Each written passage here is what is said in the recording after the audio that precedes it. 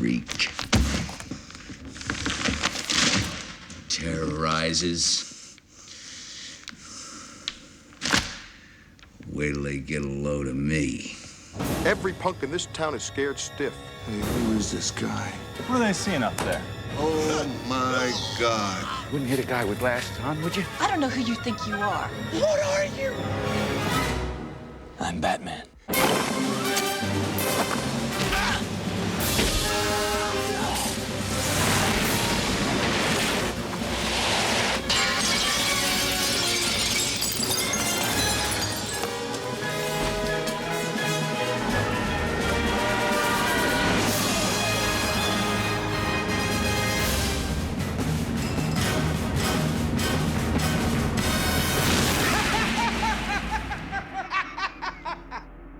Can somebody tell me what kind of a world we live in where a man dressed up as a bat gets all of my press?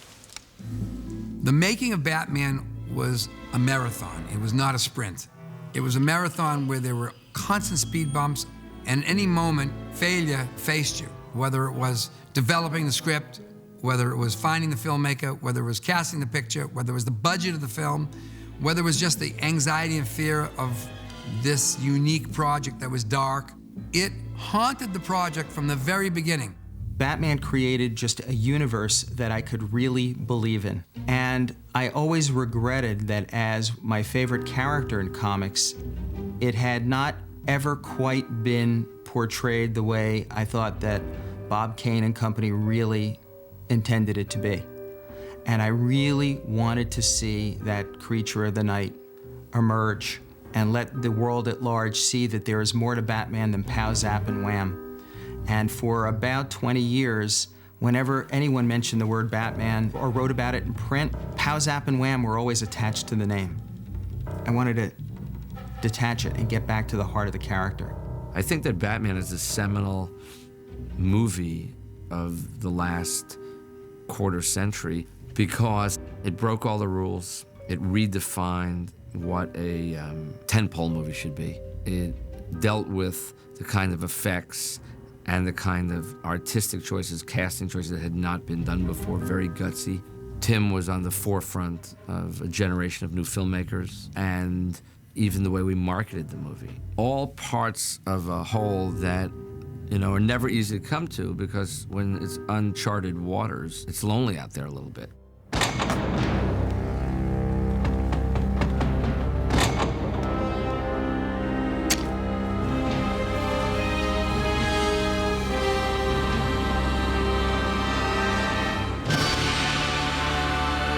In the early 1970s at Indiana, they had an experimental curriculum department at the College of Arts and Sciences. And the deal was this: if you had a course that was non-traditional that you wanted to teach at the university and could then appear before a panel of deans and professors and convince them that your course was worthy of academic credit, you could wind up teaching a very unique course to college students for credit. This to me was a golden opportunity. I decided I was going to teach the world's first college-accredited course on comic books. The dean, with his eyeglasses sitting right at the end of his nose, looking down at me over them, said, "So you're the fellow who wants to teach a course on funny books at my university? Mr. Uslan, I appreciate what you're trying to do. I used to read comic books all the time. Superman was my favorite when I was a kid.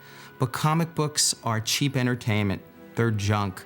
You can't convince me that they're modern-day folklore or contemporary mythology."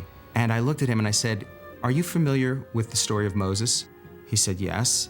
I said, "Could you summarize for me the story of Moses?" He then said, "All right, Hebrew couple had a son, firstborn. The firstborn were being killed, so they put their infant son in a little wicker basket and sent him down the River Nile. And he was later discovered by an Egyptian family who raised him as their own. And then he grew up, he became this great hero to his people." I said, "That's great. You said you read Superman comics?" He said, "Yeah, I used to read them all the time." I said, "Do you remember the origin of Superman?" He said, "Sure. Planet Krypton was about to explode. And a scientist and his wife take their infant son and put him in a little rocket ship and send him to the planet Earth, where he's discovered by the Kents, who raise him as their own." And he stopped, and he looked at me, and he said, "Your course is accredited." Well, my life changed rather quickly because one day, shortly thereafter, I get a call, and it's from Stan Lee. I thought that was so great. At last, somebody was recognizing comics as a valid form of communication and entertainment. There are few colleges now that don't have popular culture courses, and so many of them concentrate a great deal on comic books, movies, television, the usual. But comic books are now lumped in with the others, so I think that's terrific. I got a call from Saul Harrison, who was the vice president of DC Comics in New York, and he said, everywhere we look, we're reading about your comic book course, and this is a great thing for the whole industry. We would like you to work with us. We'd like to fly you into New York and talk to you about ways we might be able to work together. And that was the moment I said, my next dream in life, I want to produce a definitive, dark, serious version of Batman as a movie, the way Bob Kane and company really originally intended him back in 1939, as a creature of the night, someone who stalks criminals from the shadows. That's what I wanted to do, and that's what I set my sights on right at that moment.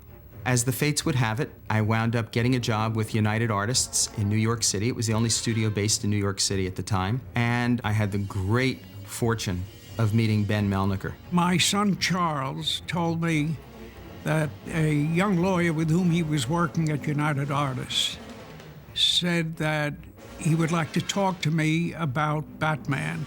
I tried to explain to Ben how I thought Batman could really work as a movie, why it was important to do it dark and seriously, that we could really reinvent the whole genre of what is a comic book movie, what is a comic book superhero. I did tell him that I thought his ideas were absolutely electrifying. And the next step, of course, was to make the deal with DC Comics.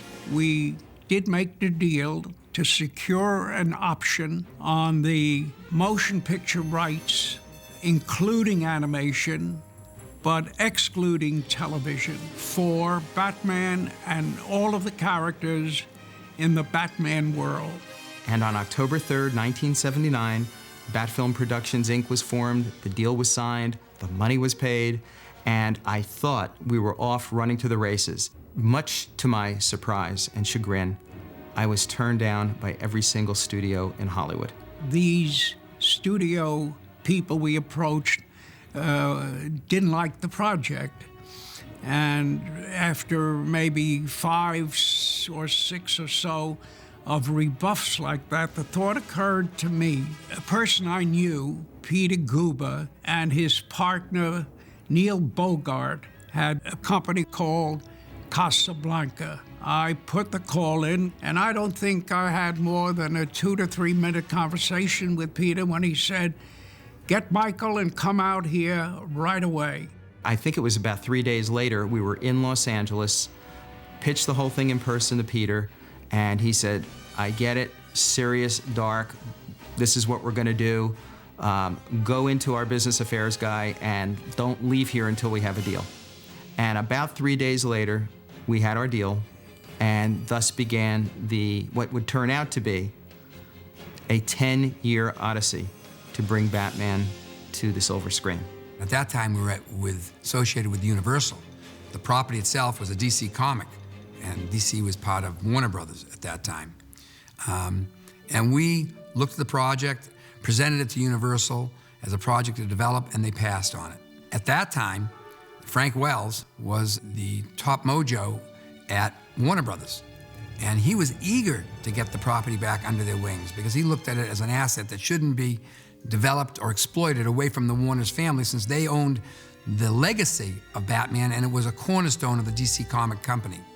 And I remember that his eagerness led us to a deal with Warner Brothers. And I think that was really what started the whole process going. When I came to Warner Brothers in 1980 and Bob Daly came a few months thereafter, they had, of course, at Warner's made Superman. Batman was the next DC hero who everyone felt this is the way to go. I asked to be involved in the development process, and the process, became legend. There's making the movie and getting the movie made. They're two different things. It sounds like, how can that possibly be? Well, it is. They're just completely different, and they actually take different skills. In getting the movie made, Superman played an enormous role, and Dick Donner did a brilliant job with Superman, and it was an enormous success. It was a different kind of picture, and so it provided the momentum and the celebrity and the attention of Warner Brothers and the recognition that they shouldn't let these assets out of their keep. Superman was a kind of a trailblazing movie in the sense it was the first big-budget comic strip that ever made money. Conventional wisdom said that comic strip movies were not going to make money. That first Superman movie was superb, and it brought families in, not just little children. It made people realize, hey, these are more than just little comic strip characters. These are fascinating characters, and they're incredibly imaginative, and they're visually exciting. The biggest obstacle was trying to find a tone and direction, and for us all at the studio to agree on that. We went from various extremes. You know, Joe Dante, who went on to direct many movies, including Gremlins at the studio, and Ivan Reitman, who did Ghostbusters. Many people wanted to be involved with the creation of Batman and writing and directing. They naturally wanted to follow up Superman with Batman, and I was sort of a logical choice. But it pretty quickly became obvious to me that you couldn't write Batman and Superman the same way. They're totally different characters. When I created the Batman in 1939, he was a dark, brooding vigilante, and his general genre changed in the mid-60s with the advent of the television show in 1966, where it became campy and comedic. And I prefer, if I had my druthers, I'd rather have the dark, profound, mysterioso Batman rather than the comedic one. I think Batman had been haunted by the 60s show for years after that show had ended, and I don't think there was any way to shake that in the public's mind until some of the better-known comic book works of the mid to late 80s came out.